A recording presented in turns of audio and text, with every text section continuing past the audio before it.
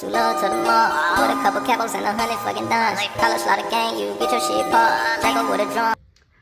Hey everyone, Janae here. Welcome to the channel. This is Real Housewives of Potomac, season 10, episode 7. It's called Guess Who's Back? Monique is back, so welcome back, Monique. I love Monique. I don't care. I love Monique. I did like Candace after Monique left, like a season or two afterwards. But anyway, so yes, welcome back, Monique. Ashley's going over to Monique's house. She has remodeled her home. It looks beautiful. She just seems to have like a glow on her that she did not have earlier. She's divorced from her husband. They have 3 kids together. She's just, living life. She says she's healed, like, from her childhood traumas and all that stuff. So, she's chilling. She has a new parrot.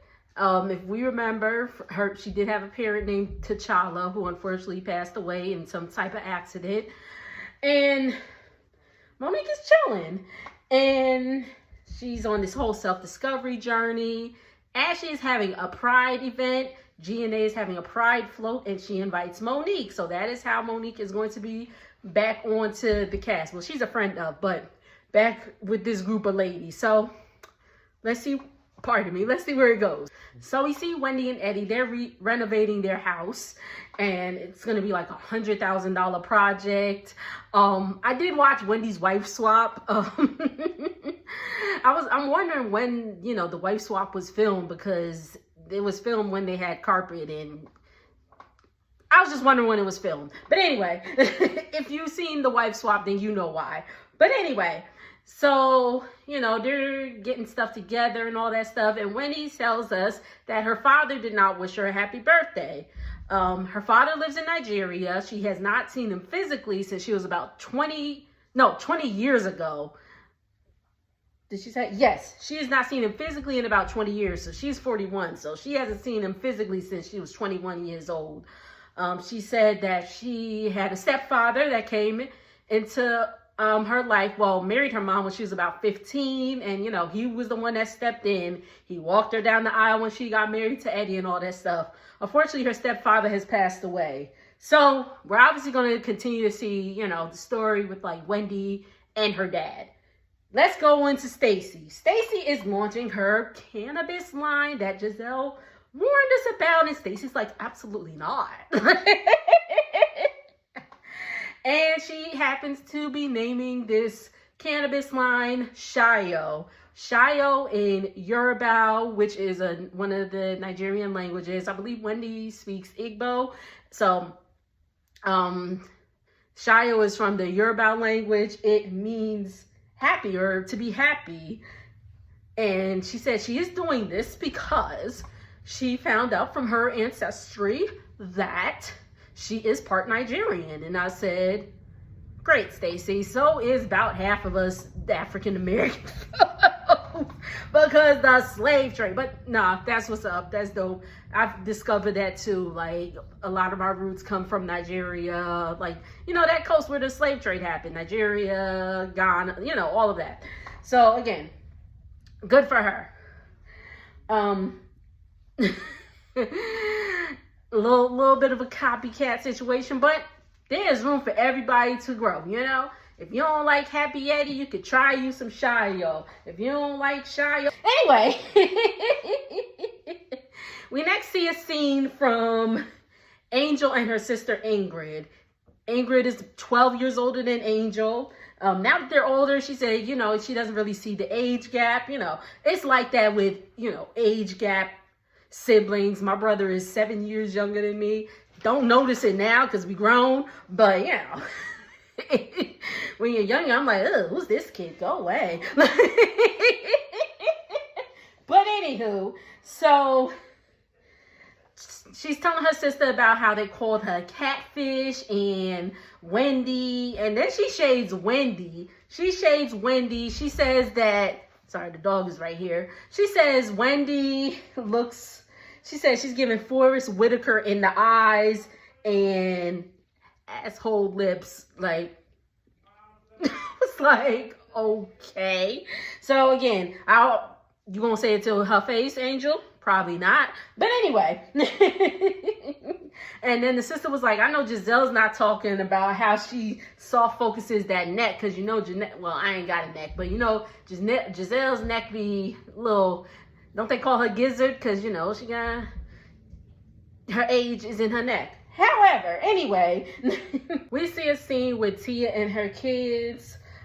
She's talking to her son and she tries to take, he's playing with his tablet. She's trying to take the tablet. Why that little boy snatched that tablet back? I said, now, personally, me, I don't have children. I feel like, you know, when I do have children, I'm not going to go the corporal punishment route. Although I can count on, I didn't get spanked like that. All my parents had to look at me. All my parents had to do was look at me and I'd start tearing up. So, but still, I feel like, you know, I have my opinions on spanking and all that stuff. Like, when it's absolutely necessary. But anyway, my opinion, whatever. But I bet I would have smacked that little boy in the mouth. Like, I know you're not snatching from me. I bet she wish them cameras wasn't there. Because I know she probably was going to backhand him real quick. They talk about the daughter. The daughter had a birthday party. And apparently it had got out of hand. And the dad, Tia's husband, was like, oh, this all good. The daughter actually ended up calling the police. I was like, okay. I mean, it was a cute little story. I like Tia. I like her family. You know, I like them all. Let's see. So Giselle is on her way to Atlanta because she is in a legal battle with her dad's wife, contesting the will. If you remember, Giselle's father unfortunately passed away a few years ago. And she said that he did have a will. She said, but she feels the original will got thrown out because there was a new will that popped up all of a sudden about a week before the dad passed away. Now, again, at this point, her dad had like a brain tumor, brain cancer, or something like that. She's like, he wasn't even capable of holding a pen the last week of his life. So where's his signature coming from or whatever? She said the wife, she does not like the wife. She thinks the wife is evil and all that stuff. And all of that. So we'll just jump into it. She goes to Atlanta. She said the judge is going to come back with the ruling at a later date. She talks to her daughter Angel because Angel's there. By the way, congratulations to Angel. She is her mom's legacy. She has joined Alpha Kappa Alpha Sorority Incorporated. So congratulations to Angel and Giselle. She just crossed. I just saw that. So I was like, shout out to you, Angel. Congratulations. But anyway, so Giselle still has that going on.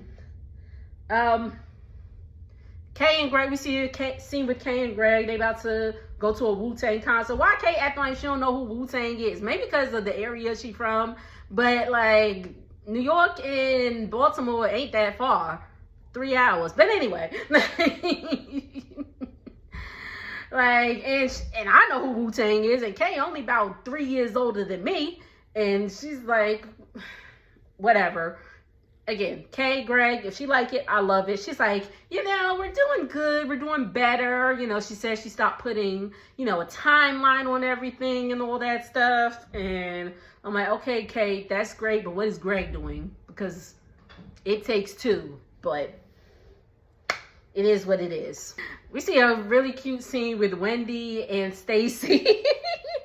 And Stacy tells Wendy about her cannabis line she's coming out with. It's going to be a line of gummies. And Wendy's like, oh, a Nigerian word. And they're like, okay, you going to Ashley's Pride event? She's like, yeah, I'm going. And they're like, is she going to sing? They was like, the gays deserve better than that. I said, listen, all they need to do is lip sync for their life. So,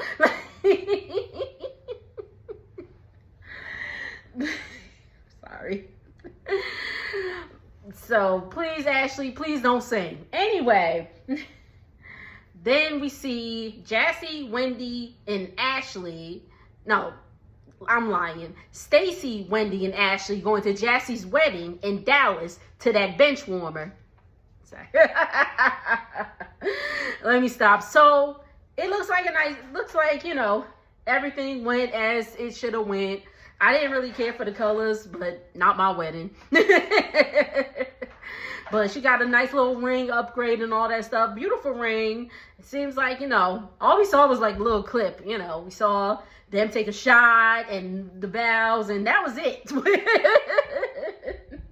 So, but congratulations to Jassy and Darius. Darius is on Patriots now, by the way.